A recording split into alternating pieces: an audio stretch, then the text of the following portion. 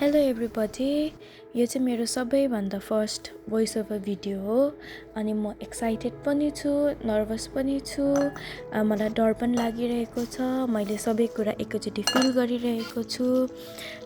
So don't look for perfections. यो भिडियोमा एकदम धेरै फ्लस छ। अनि त्यसपछि सुरु गरौँ आजको रेसिपी। आज चाहिँ मैले बनाएको छु सुकुटी र आलु। अनि सुकुटी मात्रै पाउँदा पनि धेरै मासु खाएको जस्तै लाग्ने, अनि केही सब्जी पनि एड गरौँ न भनेर मैले आलु पनि मिसाएको। अनि यो चाहिँ मैले पनि फर्स्ट टाइम बनाएको, अनि खाँदाखेरि पनि मिठो नै भएको थियो।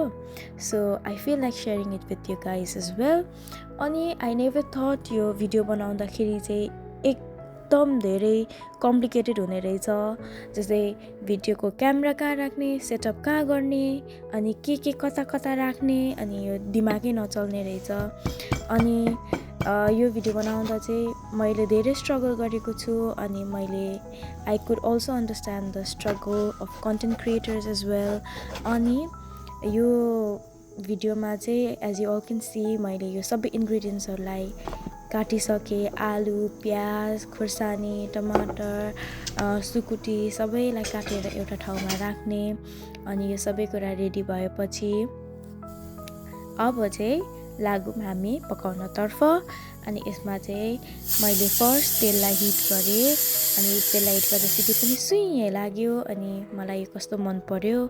अनि त्यसपछि यो मेथीको दाना पड्काउने, अनि त्यसपछि यो सुकुटी हाल्ने। सुकुटी हालेपछि अनि यसलाई एकछिनसम्म रातो हुन्जेलसम्म भुटेर यसलाई बाहिर निकाल्ने। अनि यो कुरा चाहिँ मैले त्यहाँनिर एडै गर्न बिर्सेछु।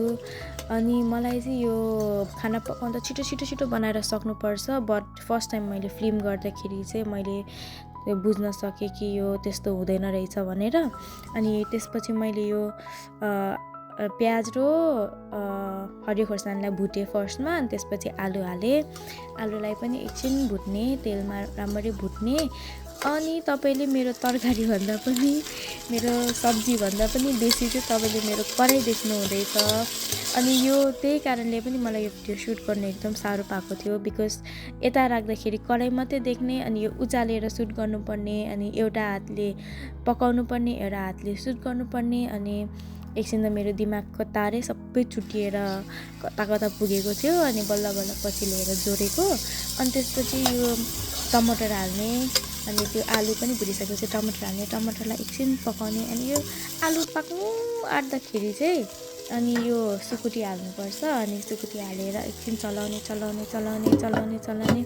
अनि त्यसपछि यस्तो भएको थियो, यो त राम्रो पनि खिच्न सकिनँ मैले। अनि त्यसपछि यसलाई छोप्दै चलाउने गर्ने।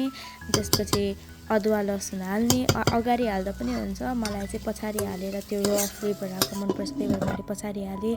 त्यसपछि फेरि चलाउने अनि फेरि छोप्ने, अनि फेरि पकाउने।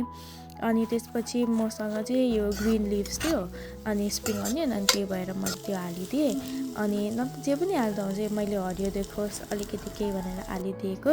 अनि it's finally a time to serve now. अनि त्यसपछि मैले यसलाई दाल अनि भात, अनि त्यसपछि यो सब्जीलाई अनि सर्भ गरेँ। अनि त्यसपछि मेरो मन पनि यो बिरालुको जस्तै भएको थियो। अनि यो पाकिसक्दाखेरि पनि म प्रेसरले गर्दाखेरि म त एकछिन टिनिनिनी भइरहेको थिएँ। अनि यो चाहिँ जति हेर्दाखेरि जति सजिलो देख्छ, आफूले गर्दाखेरि चाहिँ त्यति सजिलो नहुने रहेछ।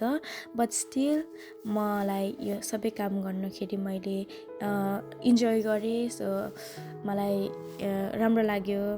अनि hope you guys will love it, like it, share it, comment, everything you could do guys. Thank you for watching. And bye bye, take care.